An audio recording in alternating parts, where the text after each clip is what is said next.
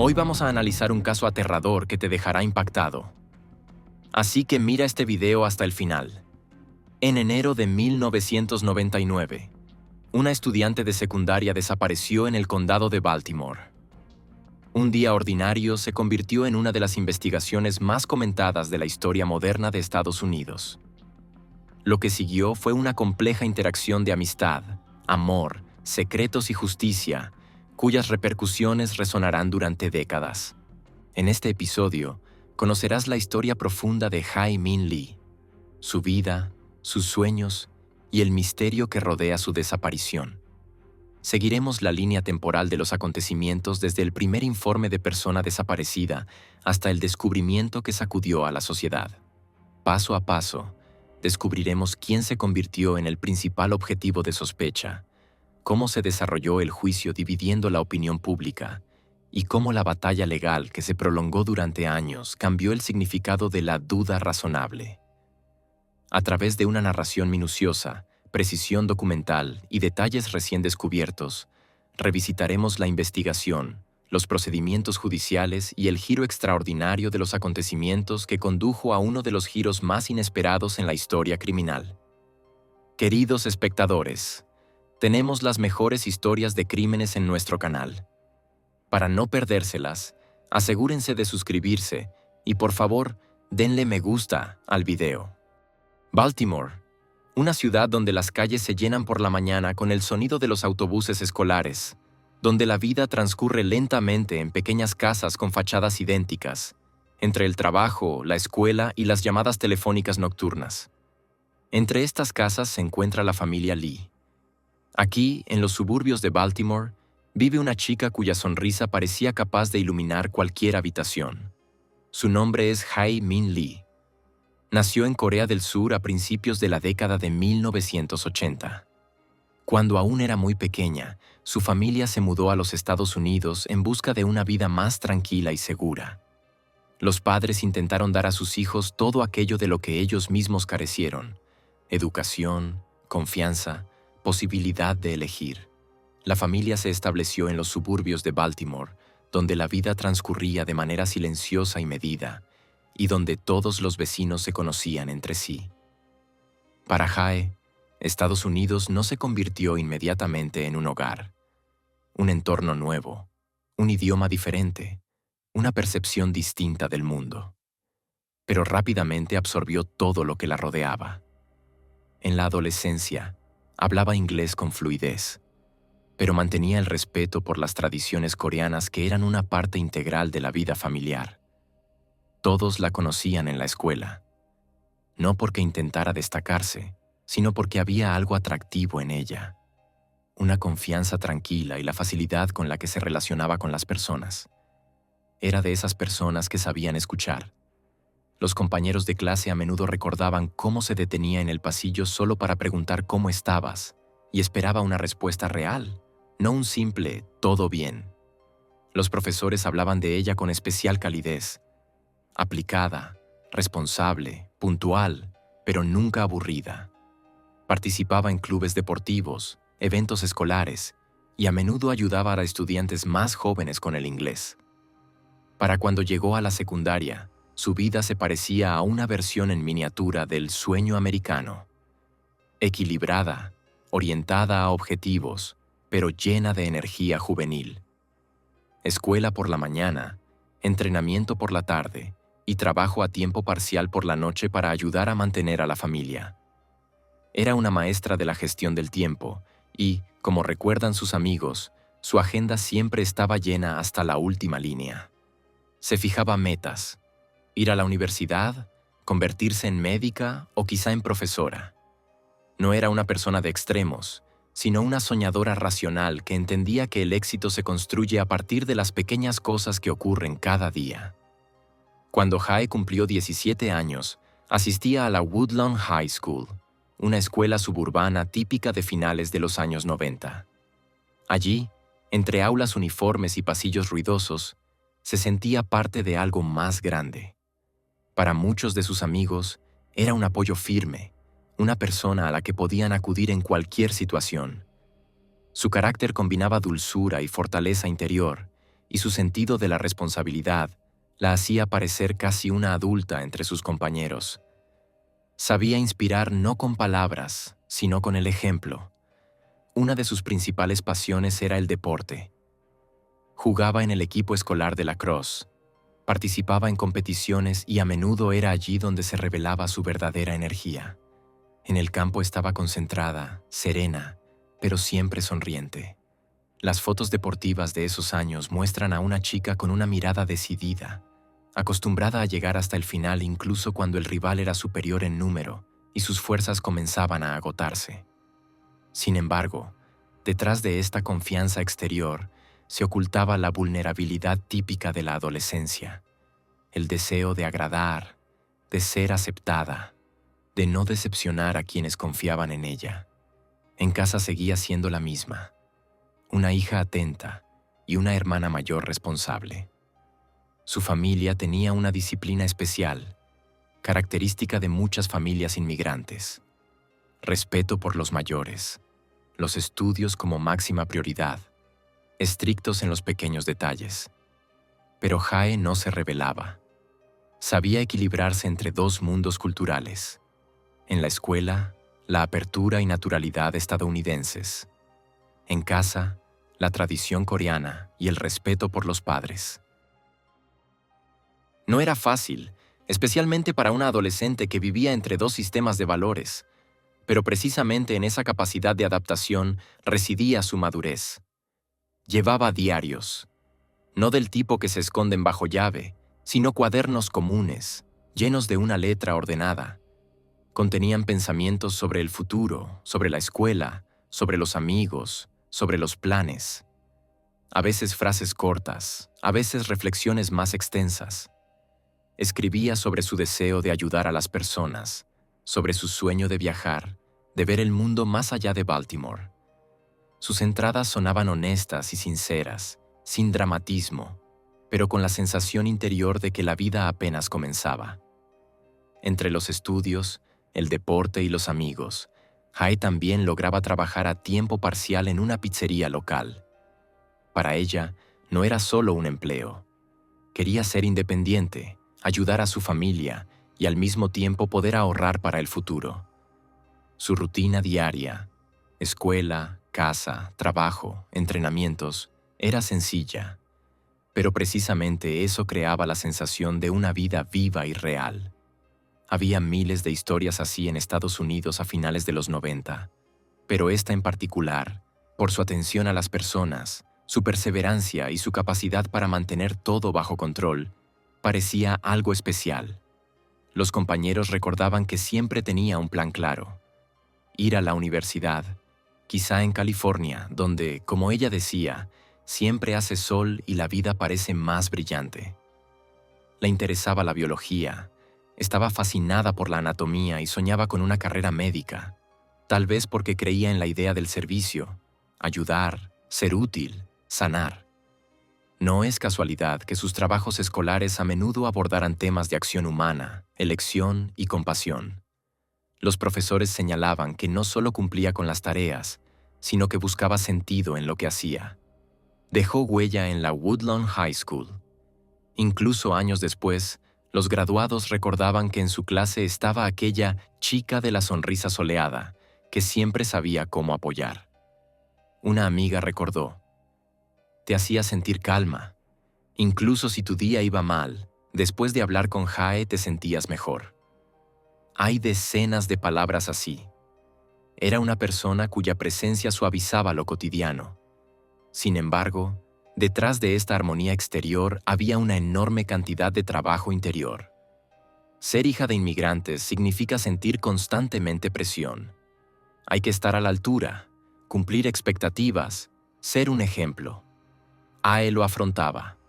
Rara vez se quejaba, no se permitía la pereza y, incluso cuando estaba cansada, seguía asistiendo a los entrenamientos, ayudaba a sus compañeros y participaba en proyectos escolares.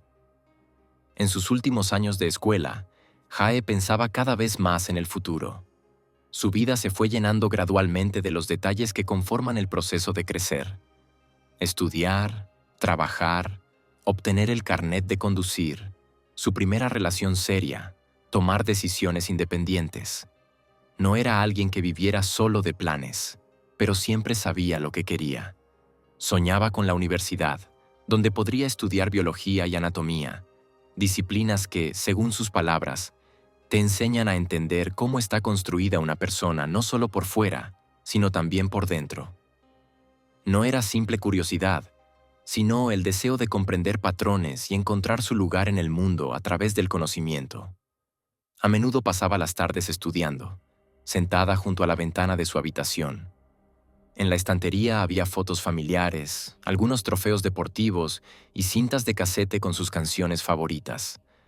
Los años 90, una época sin teléfonos inteligentes ni redes sociales, cuando la comunicación era real y las llamadas por teléfono fijo eran acontecimientos en sí mismos. Para Jae, esas tardes eran momentos de paz, una oportunidad para pensar, relajarse y simplemente soñar.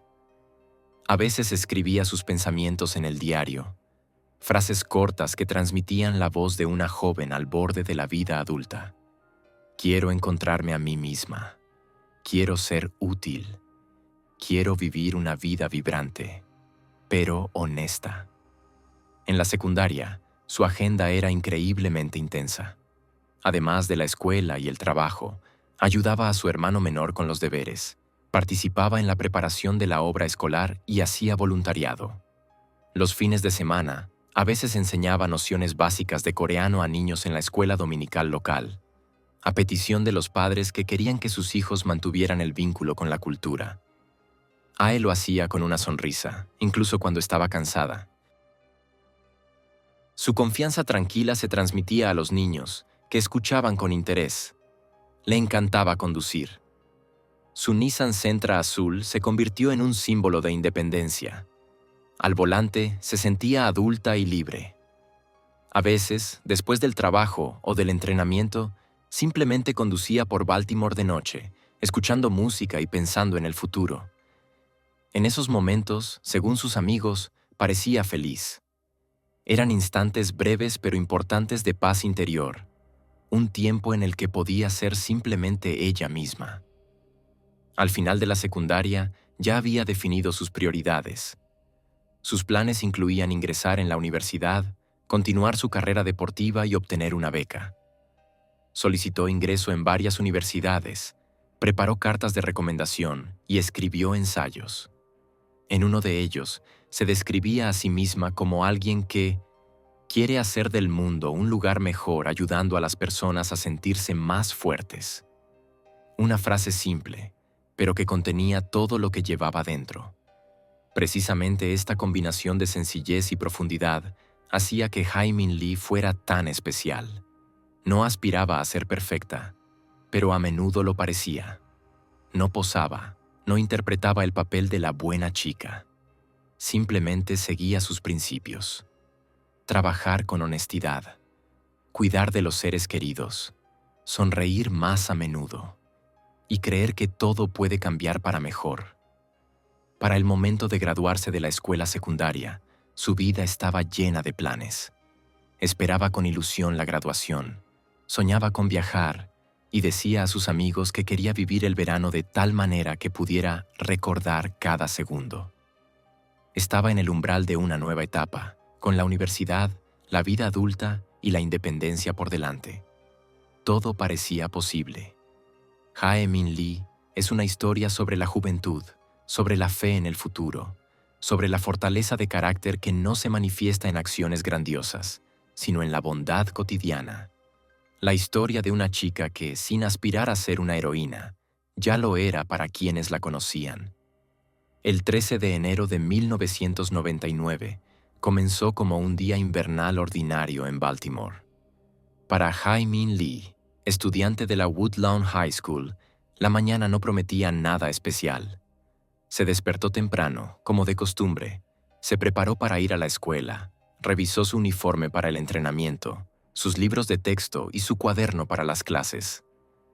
Ae era disciplinada y puntual. Su día siempre estaba programado casi minuto a minuto.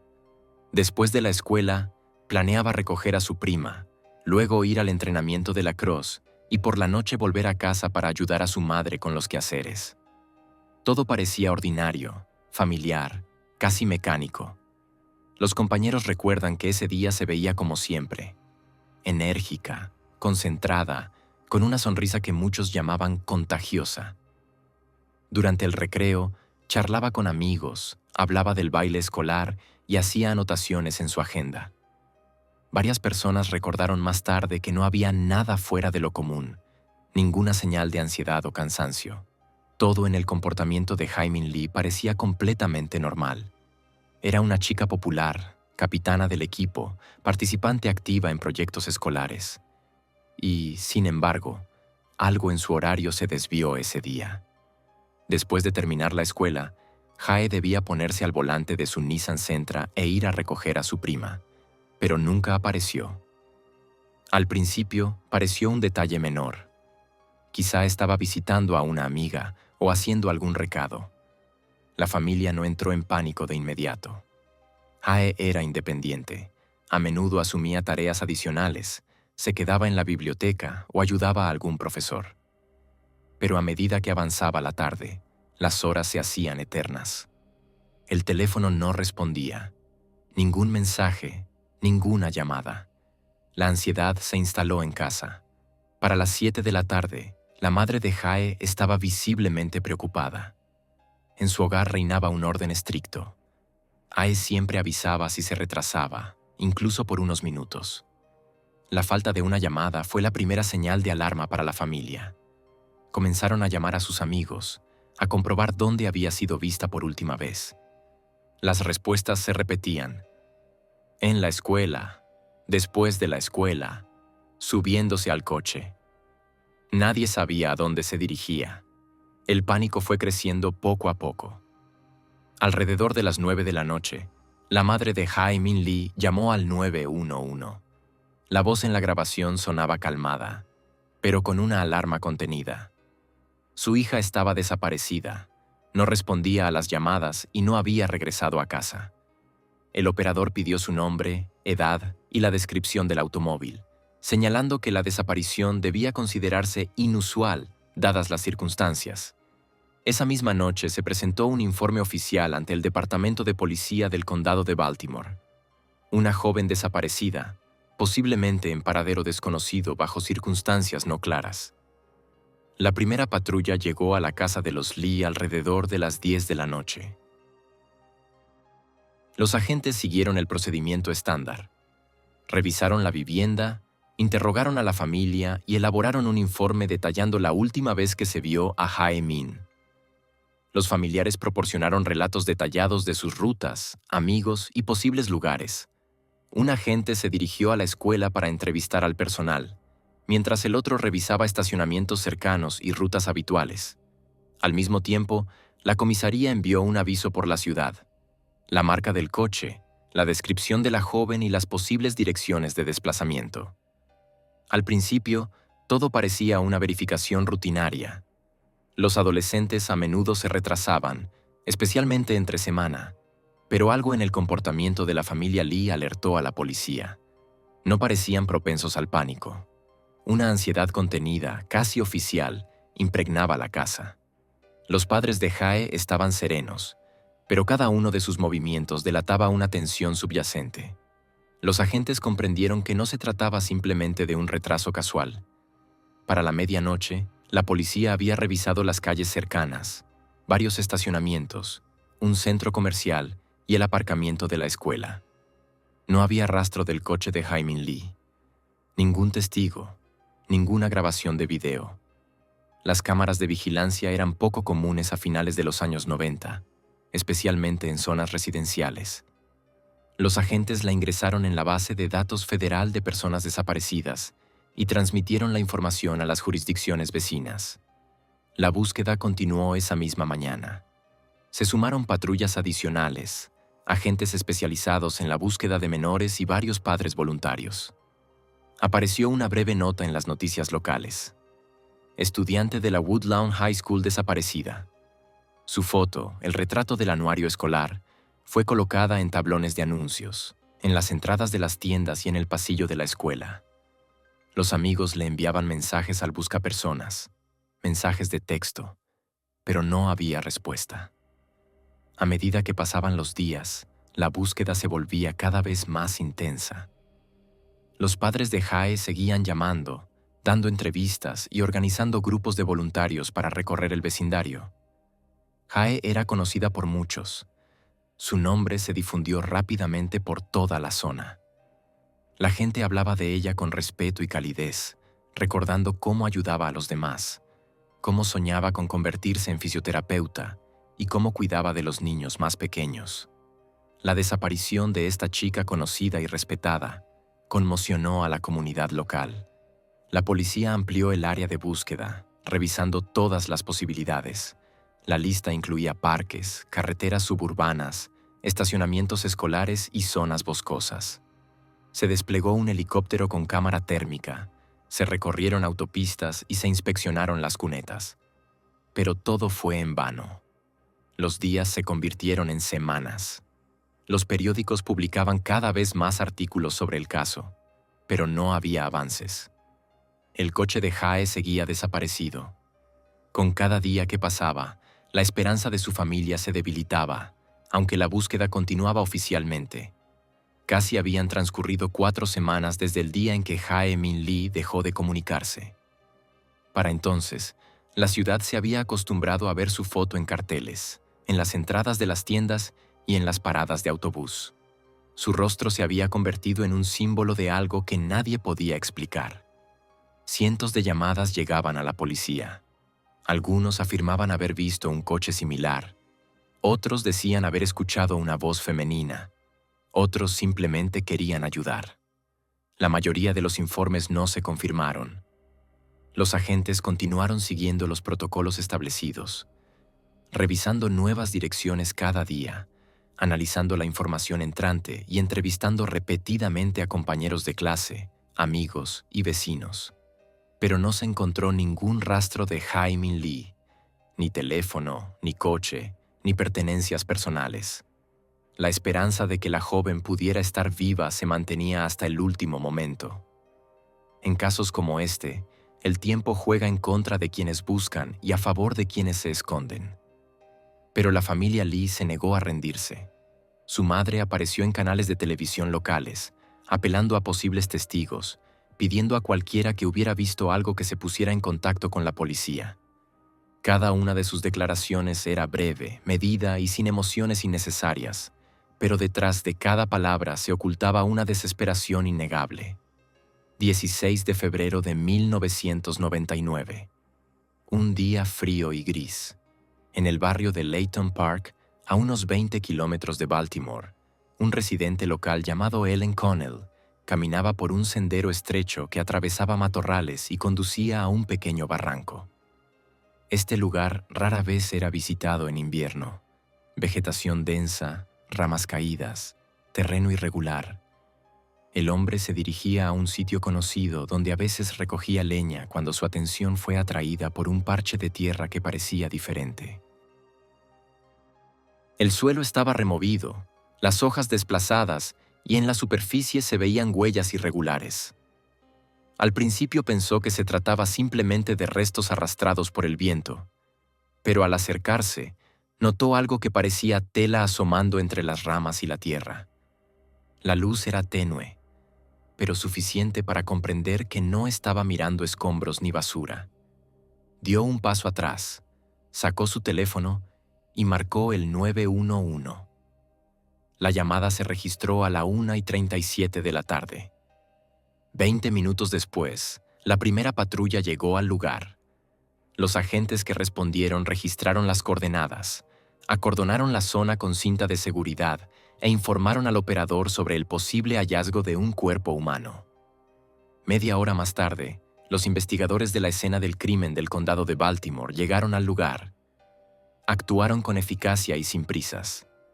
Siguiendo el protocolo, la inspección comenzó con el establecimiento de un perímetro, toma de fotografías, mediciones y elaboración de un croquis.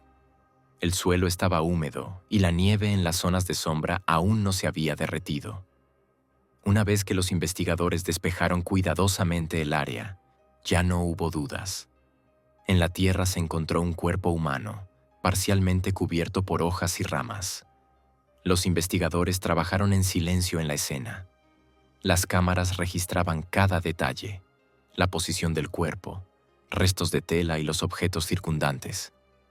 Un perito forense señaló de inmediato que el estado del suelo y la naturaleza del entierro sugerían que el cuerpo llevaba allí varias semanas. Todo indicaba que la persona había sido ocultada con prisa, pero intentando disimular las huellas. Cuando se encontró una billetera y varios objetos personales, ya no hubo dudas sobre la identidad. Era Hae-Min Lee. El informe policial de ese día contenía una breve nota: cuerpo de una mujer que se cree desaparecida en enero ha sido encontrado. Ubicación: Layton Park. Identificación pendiente. Pero para la noche, el nombre de la joven ya era conocido en todo el vecindario. La noticia se propagó de inmediato. Esa misma noche, estudiantes, profesores y padres se reunieron frente a la escuela Woodlawn. Permanecieron en silencio, sosteniendo velas. Muchos no podían creerlo. Para ellos, Hae seguía siendo la que podía entrar en clase en cualquier momento, sonreír, preguntar por la tarea o contar algo del entrenamiento. Ahora, su nombre se pronunciaba en pasado. Mientras tanto, la policía documentaba todo lo que podía. El área alrededor del lugar del hallazgo fue acordonada, con todos los puntos de entrada y salida controlados. A la mañana siguiente comenzó un examen forense completo del sitio. Cada centímetro del terreno fue inspeccionado, cada detalle fotografiado y registrado. Los agentes describieron todo en sus informes, hasta el último detalle: la disposición de las ramas, el estado de la ropa, las huellas alrededor. Los expertos forenses señalaron posteriormente que el estado del suelo indicaba un intento de ocultar rastros. El entierro parecía incompleto, lo que sugería una acción apresurada. La identificación oficial se realizó la noche del 17 de febrero. El informe indicaba: identificación realizada con base en pertenencias personales y registros dentales. Identidad confirmada. La víctima es Hae-Min Lee, 18 años. Para su familia, ese día marcó el final de la espera, pero no trajo alivio. Desde el momento en que el nombre de Hae-Min Lee reapareció en los documentos oficiales, la historia entró en una nueva fase, una fase de preguntas a las que aún nadie podía responder. La policía reclasificó el caso de persona desaparecida a investigación preliminar por muerte violenta. El lugar de Layton Park se convirtió en el centro de una atención intensificada, y en los días siguientes, periodistas, reporteros y equipos de filmación acudieron al área. Mostraban imágenes de carpas forenses, tomas del bosque y señales de advertencia. Pero bajo todo ello permanecía un silencio humano sencillo, un hogar al que Hae nunca regresaría. Cuando el cuerpo de Hae-Min Lee fue identificado oficialmente, la investigación entró en una nueva etapa. A partir de entonces, cada acción de los investigadores fue considerada no como una simple búsqueda de una persona desaparecida, sino como un caso de muerte violenta. La policía del condado de Baltimore creó un equipo de investigación separado, compuesto por detectives, científicos forenses, analistas forenses y agentes de la Unidad de Delitos Mayores. Su tarea era reconstruir los acontecimientos de enero de 1999, desde el último día en que Hae-Min Lee fue vista con vida hasta el momento en que su cuerpo apareció en Layton Park. Los científicos forenses examinaron cuidadosamente todo a su alrededor: el suelo, la vegetación y los objetos encontrados cerca. Huellas dactilares, fibras y micropartículas. Todo debía contar la historia de lo ocurrido. Los expertos señalaron que el lugar no parecía elegido al azar. Estaba apartado de la carretera, oculto a la vista, pero lo suficientemente cerca como para ser alcanzado en pocos minutos en coche. Esto indicaba que el autor conocía la zona y sabía dónde ocultar las huellas. A continuación comenzó el examen forense propiamente dicho. El cuerpo de Jae-Min Lee fue trasladado a la morgue del condado de Baltimore, donde el médico forense, el Dr. Charles Smeargall, realizó la autopsia. Su tarea era determinar la causa y el momento de la muerte, así como cualquier evidencia física que pudiera arrojar luz sobre las circunstancias del crimen. El procedimiento se llevó a cabo estrictamente conforme al protocolo. Todos los hallazgos fueron registrados por escrito y documentados con fotografías. Según los datos preliminares, la muerte de Jae-Min Lee ocurrió aproximadamente entre 3 y 4 semanas antes de su hallazgo. No había señales de heridas por arma de fuego ni por arma blanca en el cuerpo. El informe forense indicaba que la causa de la muerte fue estrangulamiento. Esta conclusión fue clave, ya que determinó la naturaleza del crimen y la dirección de la investigación. Según los expertos, la presión fue aplicada con fuerza suficiente como para provocar una obstrucción mecánica de las vías respiratorias. Sin embargo, había pocas señales de lucha en el cuerpo, lo que sugería que el ataque ocurrió de forma repentina o en un espacio reducido, donde la víctima no pudo resistirse. El Dr. Smeargall también señaló que el momento de la muerte probablemente coincidía con el día de su desaparición, el 13 de enero. Estos datos se convirtieron en la base para reconstruir el último día de Jae. Los investigadores comenzaron por lo evidente: entrevistar a todos los que habían visto a la joven el día de su desaparición. La lista era larga: compañeros de clase, profesores, amigos, entrenadores, personal de la escuela. Uno tras otro la describían actuando con normalidad, riendo, socializando, haciendo planes. Algunos recordaban que se apresuraba después de la escuela, diciendo que necesitaba un transporte.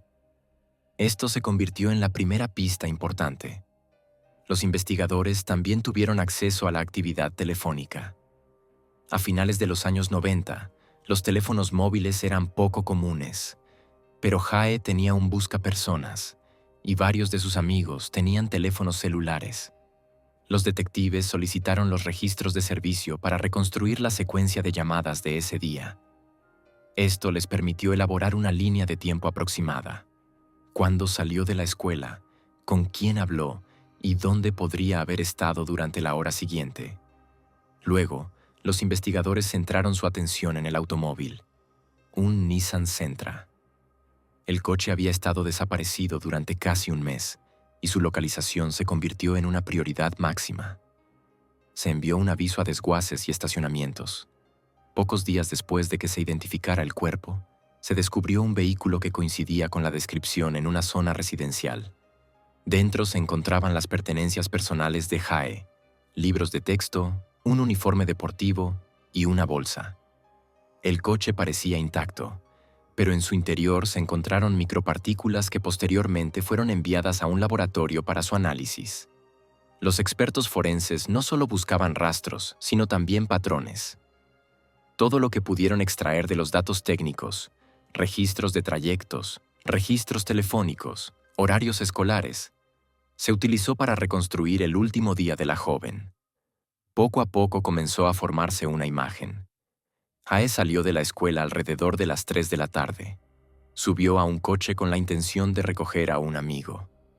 Después de eso, nadie volvió a verla. La investigación ganó impulso. Los investigadores revisaron archivos escolares, comprobando tarjetas de identificación, cámaras y registros de asistencia.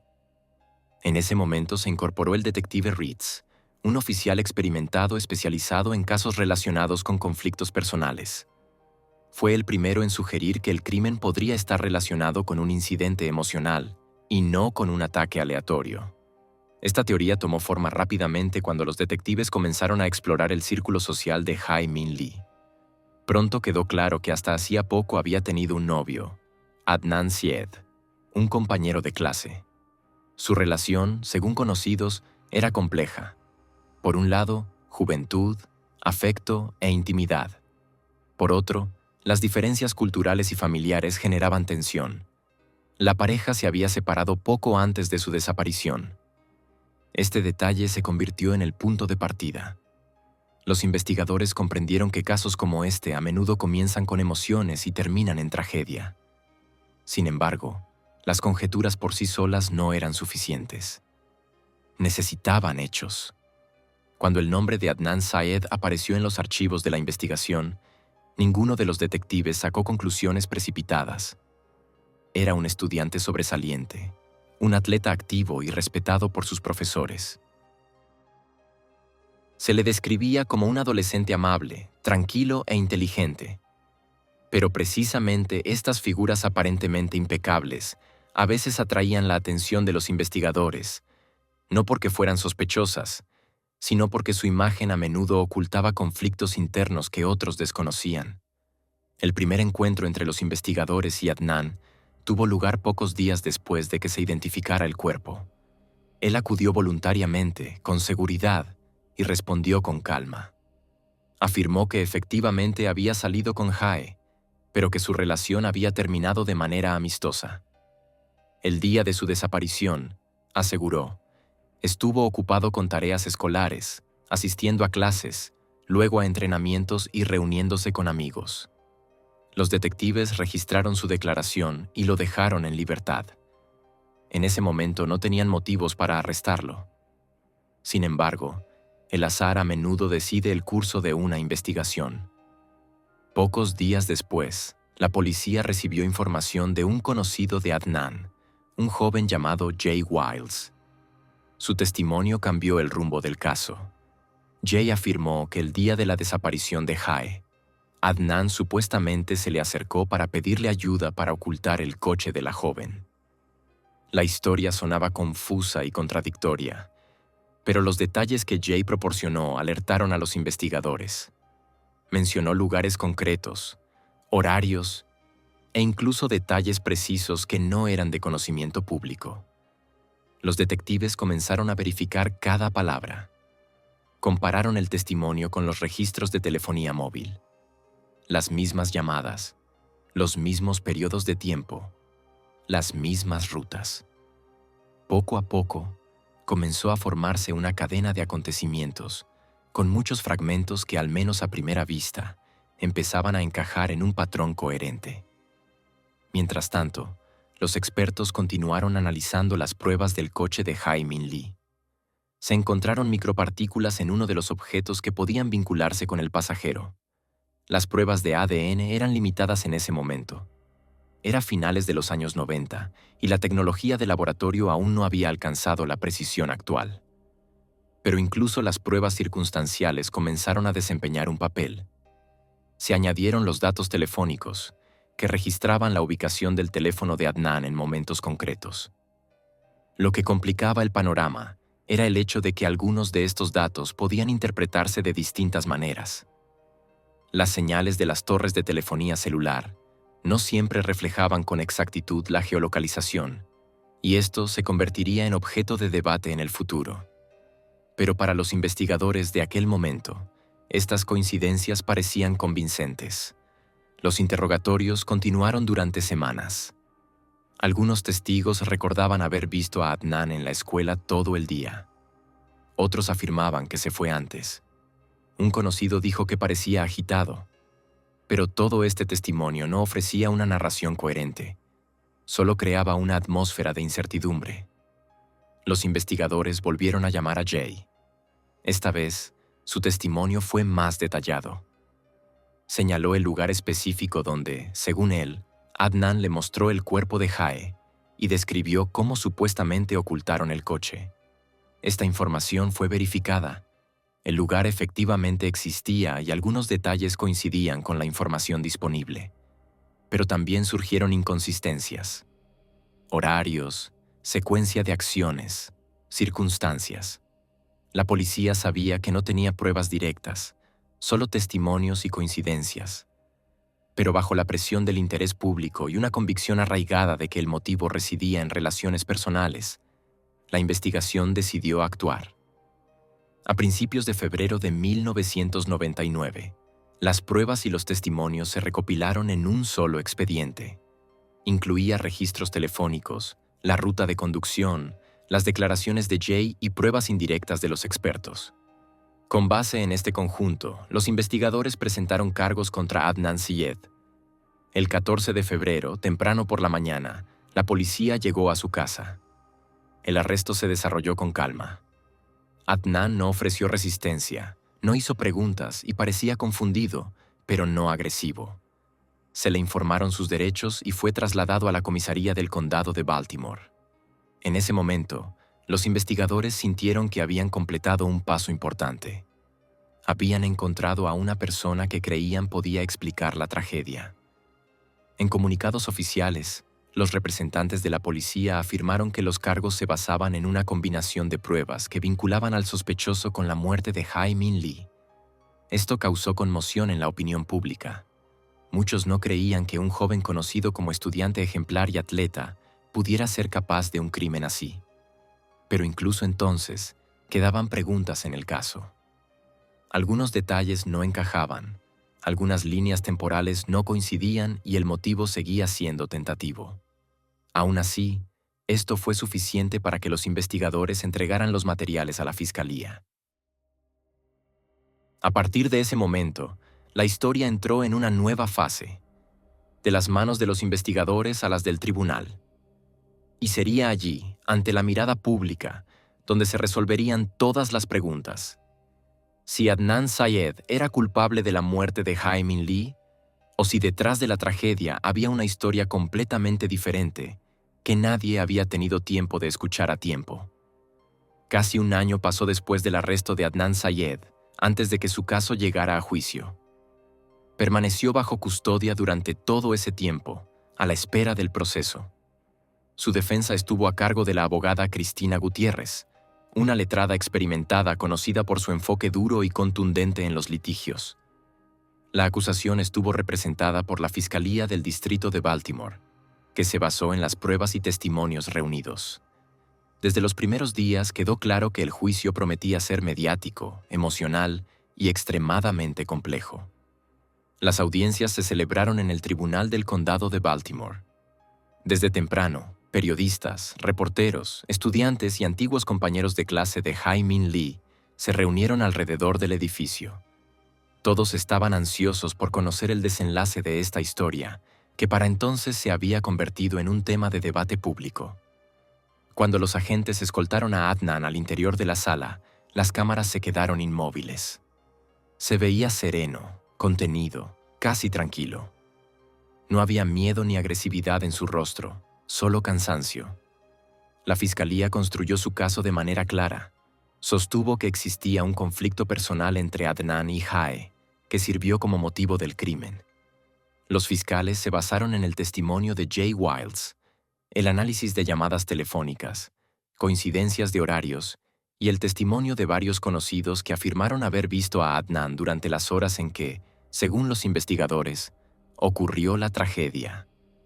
El objetivo principal de la acusación era demostrar ante el tribunal que él tenía tanto el motivo como la oportunidad. Durante las audiencias iniciales, el fiscal construyó una cronología de los hechos paso a paso. Al tribunal se le presentaron transcripciones de llamadas telefónicas y mapas con torres de telefonía celular.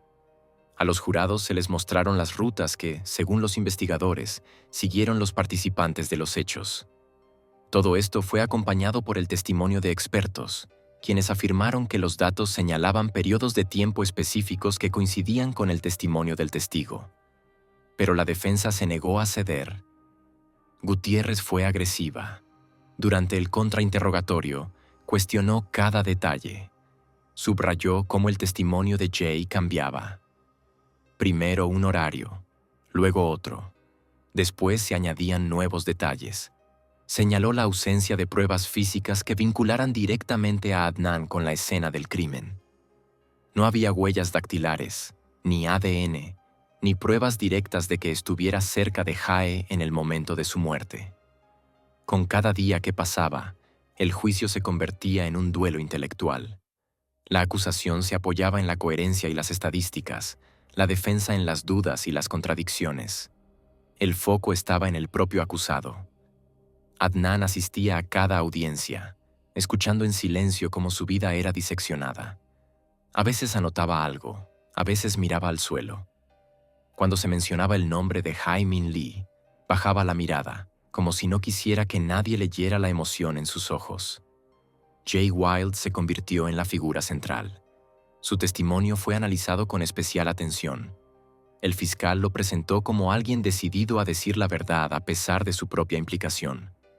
Gutiérrez, por su parte, señaló inconsistencias, cambios de horario, diferencias en la descripción de las rutas, discrepancias en los detalles. Recordó al jurado que el testimonio de testigos, basado en declaraciones verbales y no en pruebas materiales, requería especial cautela. En una audiencia, la defensa intentó generar duda razonable presentando horarios escolares, registros telefónicos y una posible coartada. Gutiérrez afirmó que Adnan se encontraba en el campus en el momento en que la investigación sostenía que Jae ya había salido de la escuela, afirmación respaldada por otros estudiantes.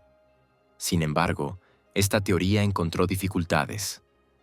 Algunos testigos se confundían con la hora, mientras que otros eran imprecisos. La fiscalía, por su parte, incrementó la presión emocional. Al jurado se le mostraron fotografías del automóvil, del lugar donde fue encontrado y los registros de llamadas telefónicas. Cada elemento de prueba iba acompañado de la frase: "Así es como se desarrolla la cadena de acontecimientos". Para quienes no estaban familiarizados con las complejidades de la investigación, esto resultaba convincente. Pero para la defensa, todo ello no era más que prueba circunstancial. El propio Adnan mantuvo una actitud contenida. Negó su culpabilidad desde el principio y continuó insistiendo en ello ante el tribunal. Su testimonio fue breve, sin emoción innecesaria. Habló con calma y seguridad, sin intentar justificarse ni mostrar indignación. Cuando el juez le preguntó si admitía su culpabilidad, respondió con firmeza: "No". El juicio duró varias semanas. Durante ese tiempo, las partes presentaron decenas de documentos, transcripciones y grabaciones. El tribunal escuchó el testimonio de expertos en comunicaciones, peritos forenses y psicólogos. Cada uno aportó sus propios detalles al caso, pero ninguno proporcionó una imagen definitiva. En su alegato final, el fiscal hizo hincapié en los motivos. Habló de los celos, del dolor personal, de cómo las emociones pueden conducir a acciones irreversibles. Pidió al jurado que considerara el conjunto de los hechos en lugar de buscar una claridad perfecta e inalcanzable. En la vida, dijo, rara vez hay pruebas directas. Hay cadenas de coincidencias, y a veces son estas las que hablan más fuerte. La abogada defensora, en cambio, concluyó el juicio con un discurso emocional sobre la duda. Recordó al jurado que la duda es la base de la justicia. Si incluso un solo detalle les genera preguntas, dijo dirigiéndose al jurado, eso significa que no pueden estar seguros. Y si no están seguros, no tienen derecho a privar a una persona de su libertad. Tras esto, el tribunal se retiró a deliberar. Durante varias horas, la sala permaneció cargada de expectación. Los reporteros se agolpaban en la puerta, los familiares de Jae se mantenían apartados y los padres de Adnan permanecían inmóviles. Cuando los jurados regresaron, el silencio reinó en la sala. El veredicto se anunció esa misma tarde. Adnan Syed fue declarado culpable de asesinato en segundo grado y condenado a cadena perpetua más 30 años. El juez, al leer el veredicto, subrayó que la sentencia reflejaba la gravedad del crimen y el dolor causado a la familia de la víctima. La reacción en la sala fue variada. Algunos lloraron, otros suspiraron aliviados. Los padres de Jae se abrazaron en silencio. Adnan permaneció inmóvil, con los ojos secos. Cuando el juez terminó, él simplemente asintió en silencio. Más tarde, en el pasillo, los reporteros intentaron obtener un comentario, pero solo dijo una cosa: yo no lo hice. Tras su condena inicial en el año 2000, cadena perpetua más 30 años, Adnan Syed permaneció en prisión durante más de 20 años, manteniendo siempre su inocencia. Durante esos años se presentaron varias apelaciones, pero todas fueron rechazadas, hasta 2014. En 2016, un tribunal de Maryland concedió un nuevo juicio. El juez aceptó que la abogada defensora Gutiérrez había cometido errores. Por ejemplo, no haber llamado a una posible testigo de coartada, una mujer llamada Asia McLean, que afirmó haber visto a Adnan en la biblioteca en el momento de la desaparición de Jae. Sin embargo, los fiscales impugnaron esta decisión y la revisión se prolongó. Solo varios años después, tras nuevos procedimientos judiciales y la aparición de nueva información, el caso volvió a cobrar relevancia. En septiembre de 2022, la Fiscalía del Distrito de Baltimore presentó inesperadamente una moción para anular la condena, alegando que una investigación reciente había identificado a otros 2 posibles sospechosos que no habían sido examinados adecuadamente por los investigadores en 1999. Además, las pruebas de ADN de objetos encontrados en la escena del crimen no coincidían con el ADN de Sayed. El 19 de septiembre de 2022, un juez anuló la condena y Adnan Sayed fue puesto en libertad tras 23 años en prisión. En marzo de 2023, la Fiscalía General de Maryland retiró formalmente todos los cargos en su contra. Así, después de más de 2 décadas, Sayed fue declarado no culpable del asesinato de Hae Min Lee. Sin embargo, la historia no terminó ahí. La familia de Hae presentó una moción para un nuevo juicio, alegando que no había sido debidamente notificada de la audiencia. El tribunal ordenó una revisión del procedimiento, pero la condena de Sayed no fue restablecida. Él permanece en libertad,